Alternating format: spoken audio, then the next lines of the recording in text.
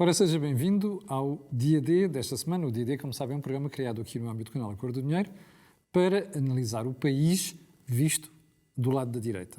Ora, semanalmente nós rodamos aqui 4 convidados. Esta semana está o Miguel Morgado e está o Vasco Rato.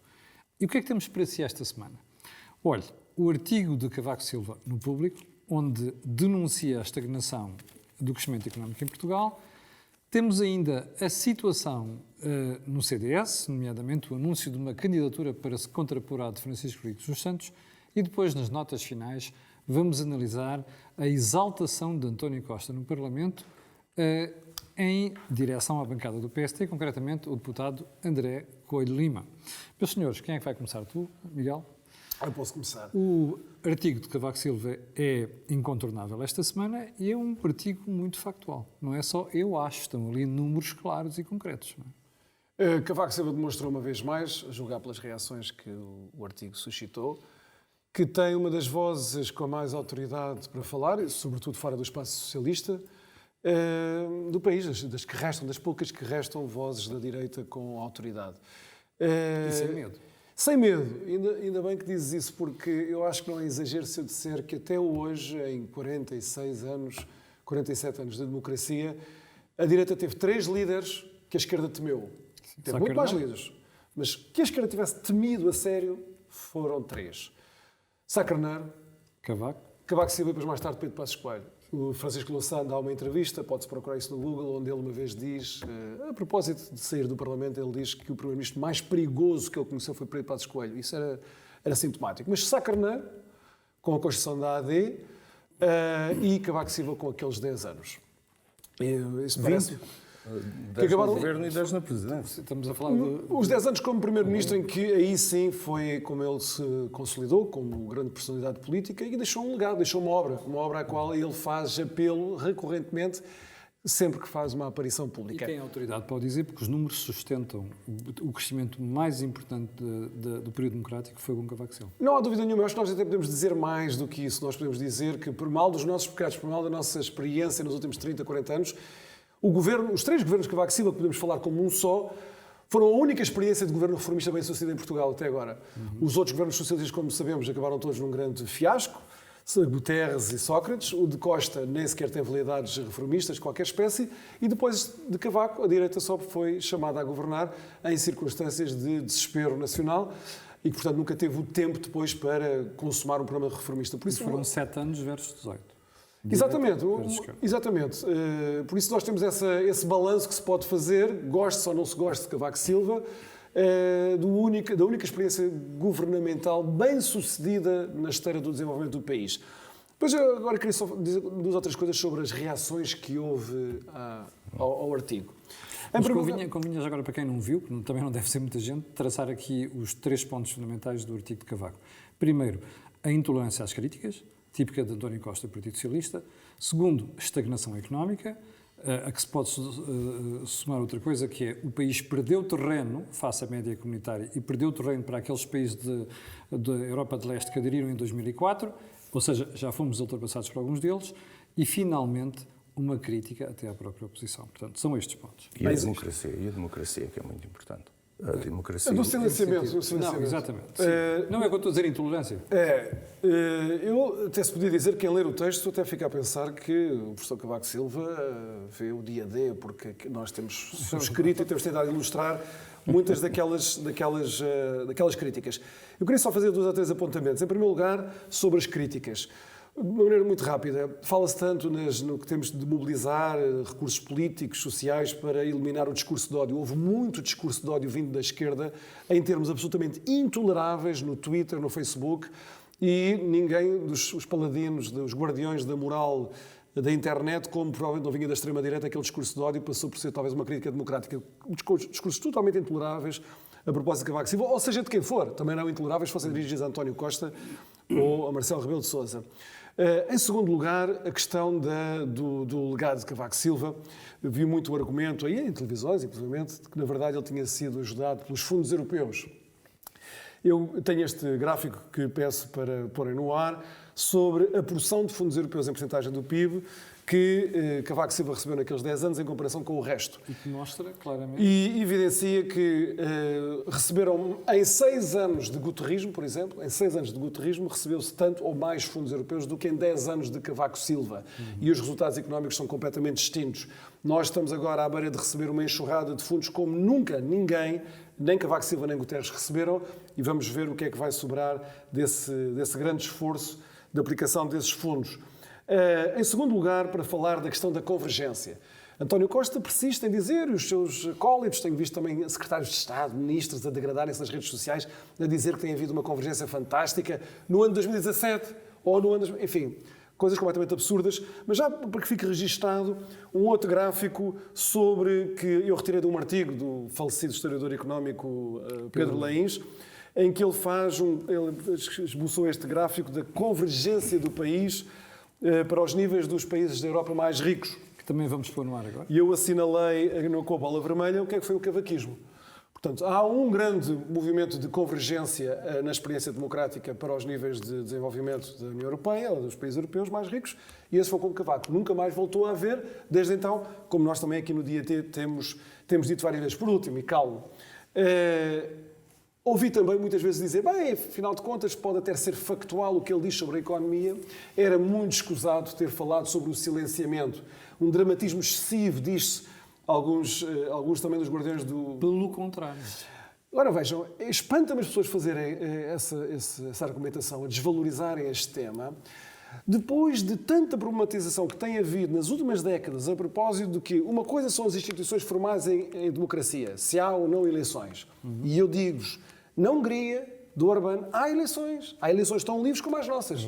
Há instituições formais da democracia. Mas depois há todo um conjunto de uma infraestrutura democrática que dá ou não dá democraticidade ao sistema como um todo. E um deles é, evidentemente, a manipulação do espaço público, o acesso ao espaço público de comunicação. E em Portugal é profundamente desigual e profundamente manipulado. Cavaco Silva fez bem em dizê-lo e rematou para um ponto que é da maior importância para os tempos que nós vivemos atualmente, que é a da cultura do cancelamento, da total intolerância ao desafio das ortodoxias dominantes, que neste caso são ortodoxias socialistas. Um dos maiores legados que Cavaco Silva deixou... Controlados pela extrema-esquerda. Controlados pela esquerda e pela extrema-esquerda. Não é só pela extrema-esquerda. Controlados pela esquerda e pela extrema-esquerda, segundo as conveniências do poder. Um dos maiores legados que Cavaco Silva deixou ao país e à nossa democracia foi, e eu utilizo aqui uma expressão que é da Maria de Fátima Bonifácio, ele acabou com o socialismo como ideologia constitucional, a propósito da revisão da Constituição de 1989. E isso é um grande legado e que deve ser levado às restantes instituições do país. Vasco, qual é o teu take em relação à intervenção de Cavaco? Eu compreendo porque é que a esquerda não gosta de Cavaco Silva. Então. Não, porque há duas pessoas hoje em dia à direita que têm autoridade inequívoca, que é Cavaco Silva e Passos Coelho. E cada vez que falam, é incontornável o que dizem. O chão treme.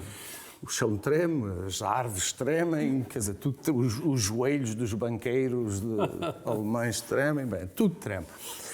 O que não deixa de ser curioso depois é a tentativa de assobiar para o lado. Quer dizer, o presidente do Partido Socialista, o Carlos César, disse não li as minhas leituras, estão atrasadas. Quer dizer, é óbvio que leu e provavelmente até leu antes do jornal chegar à bancada.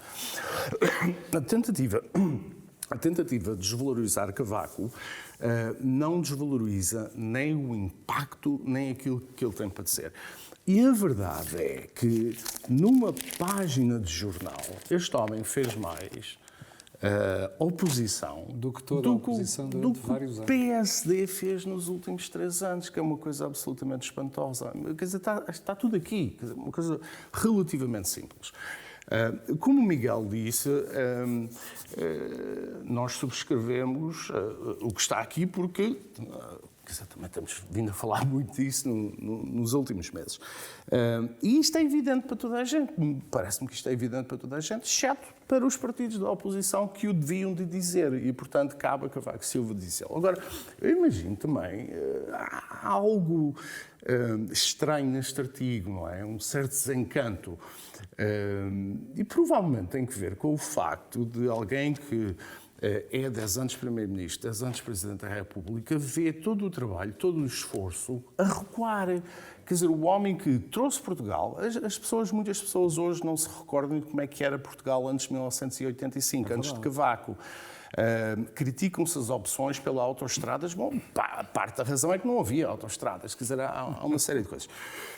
Portanto, o país melhorou muito com Cavaco Silva e, quer dizer, pessoalmente, nunca fui assim um grande fã de certas coisas do cavaquismo, mas Eu também não, mas o seu dono. O seu dono. Portanto, o homem tem autoridade para falar e fala e levanta dois problemas. Um é o empobrecimento. E isto é preciso ser enfatizado dia após dia após dia. Quer dizer, o país está a empobrecer. Se continuamos assim, vamos parar à cauda da União Europeia dentro de 5 anos. Eu não dou mais tempo. 3 a 5 anos, exatamente. Estamos a ser ultrapassados pela Eslovénia, pela Croácia, daqui a um ano ou dois pela Roménia. Eu, depois da queda do comunismo, 89, início dos anos 90, portanto já lá vão, enfim, 30 anos, não sei como é que passaram tão depressa, mas já lá vão. Eu visitei esses países, não sei, vocês provavelmente também visitavam, quer dizer, e a gente ficava chocado com aquela pobreza. Estes países todos ultrapassaram Portugal, portanto o país está parado há 20 anos, está estagnado há 20 anos. E temos, como disse o Miguel, dia após dia, o governo a dizer que andamos a crescer, nunca se viu tanto crescimento, estamos a convergir. O Vasco, não te surpreendeu a resposta de António Costa naquele encontro do PS a dizer, bom, lembram-se os níveis de educação 95 e agora, quer dizer, é isto que ele tem para mostrar? Acho que o António Costa não tem nada para dizer. Pouquinho, não sei se tu tiveste a ficar a mesma impressão, Miguel. A resposta de António Costa foi claramente uma confissão de derrotas. Eu não tenho mais nada para mostrar. A não ser vir contrapor isto a Cavaco, uma coisa desta. Mas ele não tem mesmo, quer dizer, o modo como o poder socialista, e neste caso, infelizmente, com a colaboração deste último Presidente da República, de Marcelo Rebelo de Sousa, colmatou essa ausência de argumento, ou argumento, chamamos assim, o argumento cavaquensis, não é? É uma ideologia do sucesso extraordinário do país. O país não tem problemas. Não tem problemas para Marcelo Rebelo de Sousa, não tem problemas para António Costa. O problema, pelo contrário, o país é um sucesso extraordinário. Eu, convosco aqui, nesses últimos meses, até procurei chamar a atenção do país, para quem nos ouve, para o fracasso tremendo do que foi a gestão da epidemia. Sob todos os pontos de vista. Educacional, económico, epidemiológico, tudo. Conseguimos boas taxas de vacinação. Afinal de contas, somos um exemplo para o mundo. Nós não somos exemplo para o mundo coisa nenhuma na questão da epidemia. Não somos. E rapidamente se mobilizaram. A vacinação porque não dependeu exclusivamente da ministra Marta Temido, senão não foi assim, e porque os portugueses são como povo bastante obediente. A razão porque nos outros países da Europa não têm taxas de vacinação tão elevadas é porque há grupos muito poderosos contra as vacinas, enfim, que se alimentam de, pode-se gostar mais ou menos, mas de aproveitar uma espécie de contestação social associada à rebelião contra a conformação higienista. E em Portugal esses movimentos não têm expressão, não resultam na competência das instituições nem dos processos económicos do país. Porquê é que Cavaco faz esta intervenção agora? É por causa da situação no PSD e o PRR? Eu julgo que Cavaco Silva deve andar com vontade de escrever este artigo todos os dias há 3 ou 4 anos. Acho que o Vasco tem toda a razão a isso. Acho que há um sentimento de desespero interior, não é? Pessoal, de ter, para todos os efeitos, ele foi o político mais influente do país, já que Mário Soares, entretanto, morreu, competia com ele no político mais influente do país. Dos vivos, ele é o mais influente deste nosso processo democrático, entre os vivos, evidentemente, e ele sente que toda aquela obra, tudo aquilo que demorou muito tempo a conquistar ao país, se desmorona e por causas espúrias. O país não tem de ser assim. O país não está condenado a esta corrupção, a esta degradação institucional, à pobreza, aos salários baixos, não está. O Vasco estava a apelar há pouco à experiência de quem viveu nos anos 80. Quem viveu nos anos 80, e toda a gente que nos ouvir vai perceber isto, mais cavaquista ou menos cavaquista que seja, havia uma expectativa de que o país só podia crescer, de que o país era uma questão de velocidade, íamos crescer mais um bocadinho, já não voltaremos para trás. Portanto, o trauma em 2010, 2011, quando o país uma vez mais se vê a braços com o FMI, com intervenções externas, nunca foi devidamente assimilado pelo povo português, porque a Geringonça, entretanto, tratou disso. Mas teria sido importante regressar a isso para comparar com a experiência de enorme esperança e de motivação do país como um todo nos anos 80. E nos anos 90, com o guterrismo, tudo isso acabou. Vasco, Vamos passar ao segundo assunto. A crise no CDS, com disputa pela liderança, a surpresa que foi para a oposição interna o facto de Francisco Rodrigues dos Santos ter antecipado as eleições, depois um Conselho Nacional traumático com linguagem muito rasteira, estilo tom tasqueiro e coisas deste género. Como é que estás a ver a situação do CDS? Bom, quer dizer, não começa bem. Justamente esse tipo de linguagem que li o relato, não estive lá, obviamente. Não, e houve coisas mais graves que estavam lá, inclusive de linguagem, que eu sei que a comunicação social não relatou. Pois, mas mesmo aquilo que se leu já foi suficientemente violento e, portanto, eu espero que isto não venha a ser uma disputa de personalidades e fações, quer dizer, que seja mais do que isso. Eu acho que o CDS faz bem em ter uma discussão sobre o futuro do partido e o futuro do país, quer dizer, essa expectativa também a tenho em relação ao PSD, que façamos, eu digo façamos porque é sabido que eu sou do PSD, mas que façamos uma discussão sobre o país. Não é uma discussão sobre as pessoas, quer dizer, eu não estou interessado em saber se é o Nuno Melo, se é o Nuno Melo, se é o Chicão, se é o Rio, se é o Rangel, não sei o quê. Não é esse o ponto. Agora, sendo assim, o que é que me parece que está acontecendo no CDS? O Paulo Portas fez um aviso onde diz que o CDS está excessivamente próximo, excessivamente colado ao PSD, uma coisa assim do género. Eu creio que ele tem razão. Mas creio que também não terá grande alternativa neste momento, mas creio que ele tem razão. E o problema do CDS é o que é que resta para o CDS. Claro. Com o PSD a ocupar espaço, ainda com o Rio, vamos lá ver qual será esse espaço, mas ainda a ocupar espaço com a Iniciativa Liberal e com o Chega, exatamente o que é que resta para o CDS.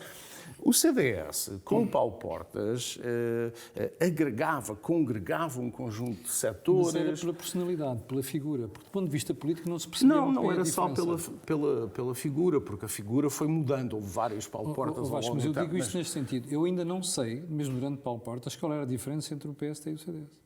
Ou melhor, entre o CDS e o PSD. Mas não era esse o ponto, não é esse o meu ponto. O meu ponto é que o CDS ia buscar nichos e conseguia federar um conjunto de setores sociais. E tinha esse espaço porque o PSD não o ocupava. Hoje, o Chega e a Iniciativa Liberal dominam esse espaço. Quer dizer, alguém que é visceralmente contra o sistema já não vota no CDS, até porque o CDS passou a ser sistema. Vota no Chega. Alguém que é mais liberal, quer dizer, em princípio vota na Iniciativa Liberal, não vota no CDS. Portanto, o que é que resta ao CDS? Não é? Portas conseguiu fazer aquilo, não sei se pela força da personalidade ou não, mas porque havia condições objetivas para isso. Já não existem. E, portanto, o Francisco, o Chicão, não é? Como toda a gente... o Chicão não tem essa capacidade, mas quer dizer, não há essas condições para que ele as possa ter. Eu acho, curiosamente, que Nuno Melo provavelmente é o melhor líder para o CDS. E digo porquê. Eu sei que isto vai um bocadinho contra a corrente. Apesar de tudo, eu acho que Melo tem um discurso para alguns setores que ainda se identificam com o CDS. O Francisco tem muita dificuldade em fazer isso. E é provavelmente... Mas essa parte do eleitorado que tu dizes que ainda se identifica com o CDS, mas essa não foi, como tu dizias, para a Iniciativa Liberal e para o Chega? Parte. Mas acho também... Vamos lá ver, o Nuno Melo, até pelo discurso... Quer dizer, o Melo tem um discurso que irrita muito a esquerda.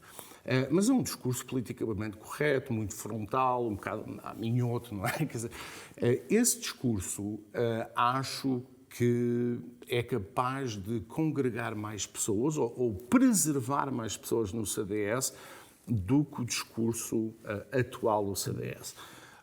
Mas isto é a minha percepção, visto de fora. Agora, o que eu gostaria de ver, obviamente, no CDS era uma discussão de ideias e projeto e o que é que significa o CDS. Eu temo muito que não será isso, como aliás a última contenda também não o foi, não é? Aquilo degenerou num insulto permanente entre os dois. Miguel, eu sei que tu és do PSD, mas estás aqui como analista e, portanto, não posso deixar de colocar a questão. Como é que analisa a situação no CDS?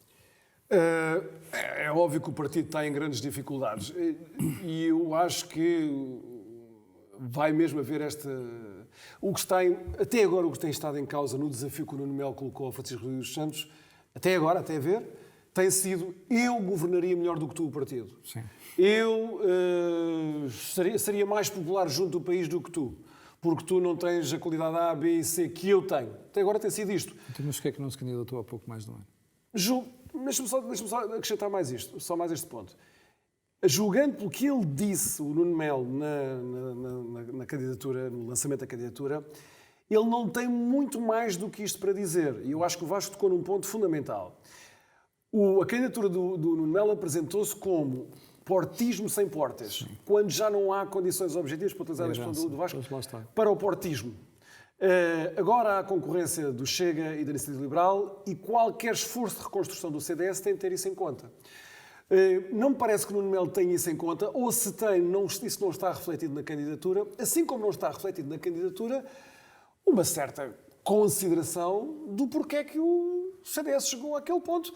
O Francisco Rodrigues dos Santos pode ter manifestado muitas vezes incompetência na sua liderança nestes últimos tempos, mas não pode ser imputado a ele o desastre que ocorreu nestes últimos tempos ao CDS.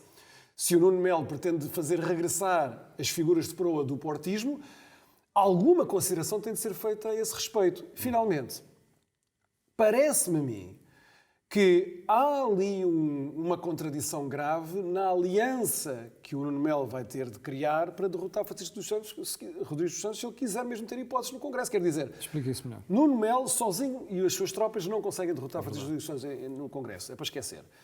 A única possibilidade é recrutar a facção mais liberal, que estava com portas e que não se revê na liderança do Francisco Rodrigues dos Santos, que o apoie. Só há um problema, é que nesse aspecto o Nuno Melo é muito mais próximo, está muito mais próximo de Francisco Rodrigues dos Santos e aquilo que os liberais do CDS abominam, do que qualquer outro candidato que eles pudessem recrutar, o João Almeida outra vez, ou a Cecília Meirelles, ou outra pessoa qualquer. Portanto, há ali uma contradição, porque houve mesmo a experiência em 2019 de Nuno Melo ir a votos nas europeias. E eu ainda me recordo quando a mesma coisa aconteceu no PSD, quando o Rio quis imputar ao Paulo Rangel os maus resultados. Isso vai tudo ser recordado nas próximas semanas, como nós sabemos. Mas no CDS aconteceu uma coisa parecida. O Nuno Melo foi, por conveniência do poder de então, que era o portismo da Assunção Cristas, o bode expiatório daqueles maus resultados. E eu lembro porque é que ele foi considerado um bode expiatório, precisamente por ser excessivamente direitista, excessivamente frontal ou truculento, ou o que queiram chamar na forma discursiva que ele adotava.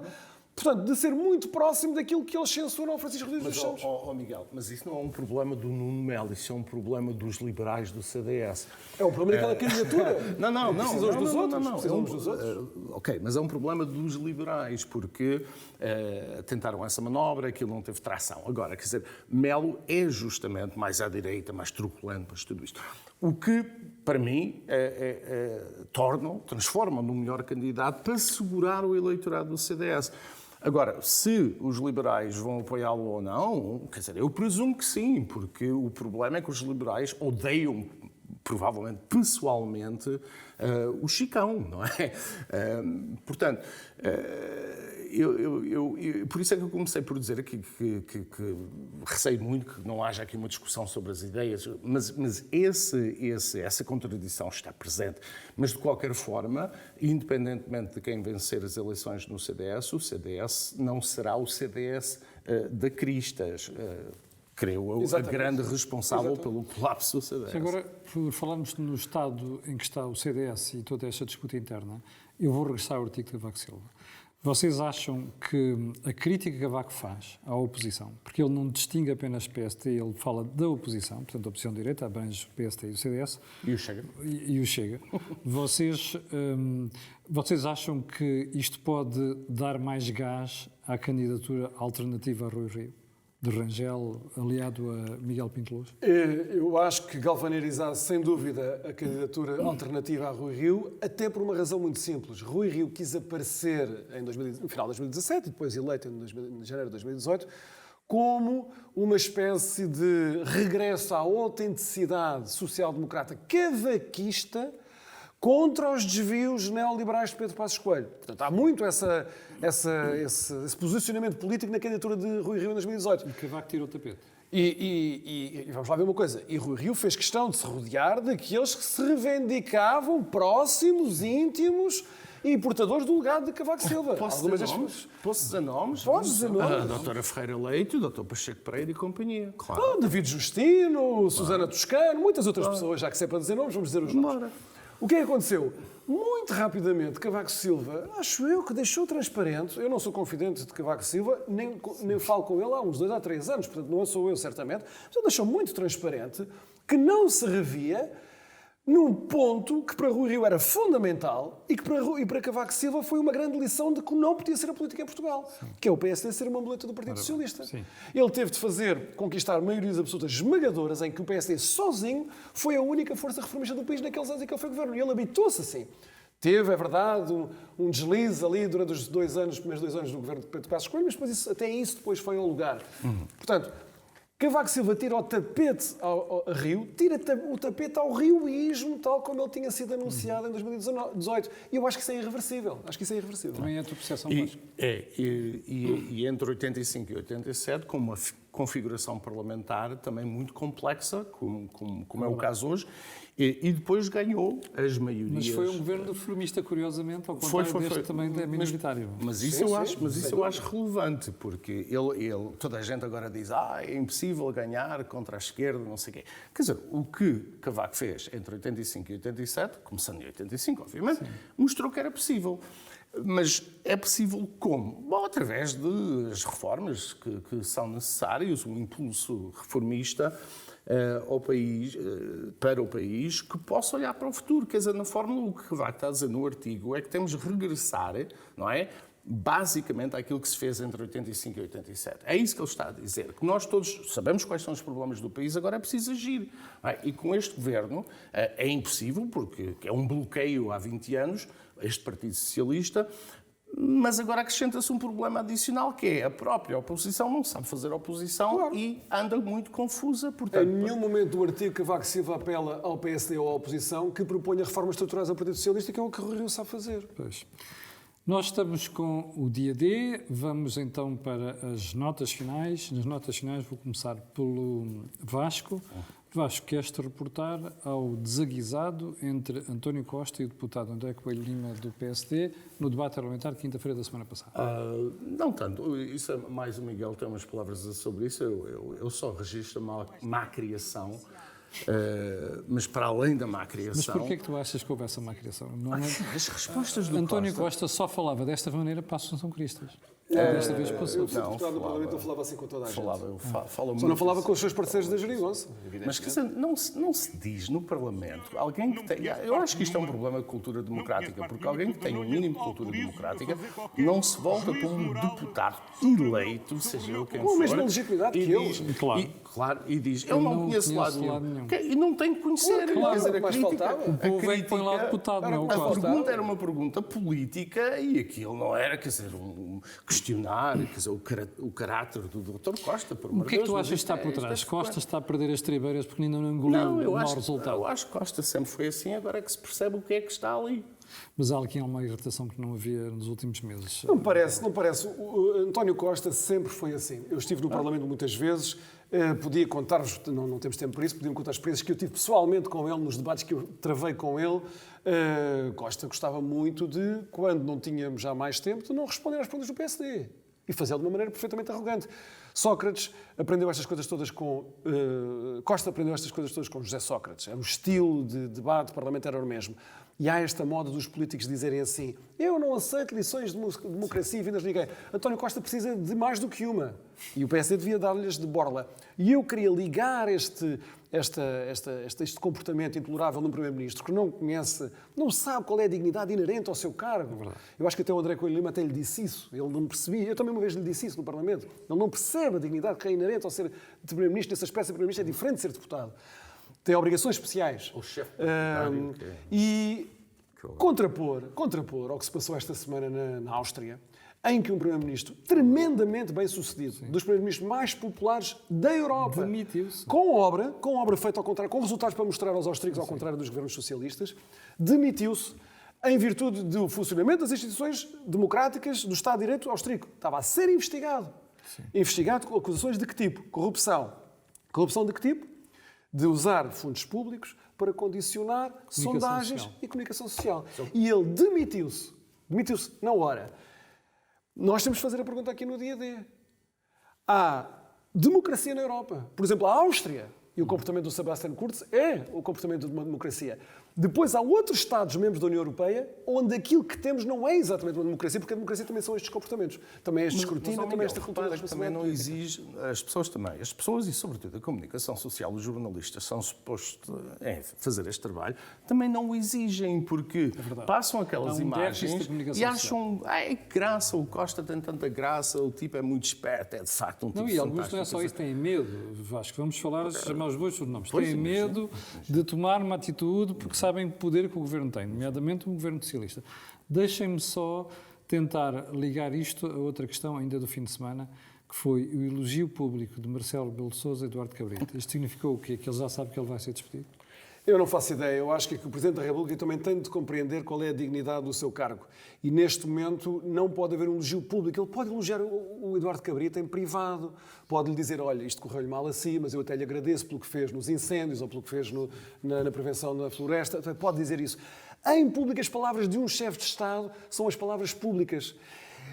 Neste momento, é intolerável que alguém como Eduardo Cabrita ainda seja Primeiro-Ministro. Claro que isso responsabiliza o Primeiro-Ministro. Não é Eduardo Cabrita, é o Primeiro-Ministro. António Costa que é responsável por isto. No entanto, o Presidente da República tem de perceber que não pode confundir palavras de estímulo, de encorajamento pessoal que queira dar numa ocasião pública quando fala sobre um Ministro de um Governo da República. Não pode.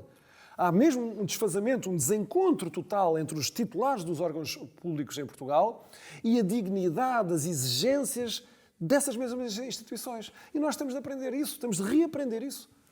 Vasco, só para rematar, este elogio público de Marcelo Eduardo Cabrita significa o quê? Um beijo da morte? Não sei, quer dizer, eu já não compreendo o Marcelo há muito tempo, mas eu não me importo nada que o Presidente da República venha elogiar o Ministro Cabrita, desde que ele depois lhe pergunta, então, o automóvel ali a quantos e a 200 e tal, quando é que o relatório está Mas cá isso fora? continuamos sem saber. Não, mas quer dizer, esse é que é o problema. Quer dizer, eu admito que, quer dizer, eu não sou nada maniqueísta, acho que o Dr. Cabrita fez algumas coisas positivas, mas fez coisas terrivelmente negativas. O Presidente da República, ao enfatizar as coisas positivas e estar calado sobre as coisas negativas, quer dizer, isso tem consequências políticas. Acho que é uma grande irresponsabilidade do Presidente da República. Grande irresponsabilidade. Foi o Dia D desta semana. Quero agradecer ao Vasco e ao Miguel que aqui estão. Como sabe, o Dia D é um programa para discutir o país à direita. Para o final, fica aquele pedido de sempre. Colocar um gosto e fazer partilha nas redes sociais. Também já sabe porquê. Aquilo que houve neste canal não vem mais lado nenhum. Obrigado e até à próxima segunda-feira.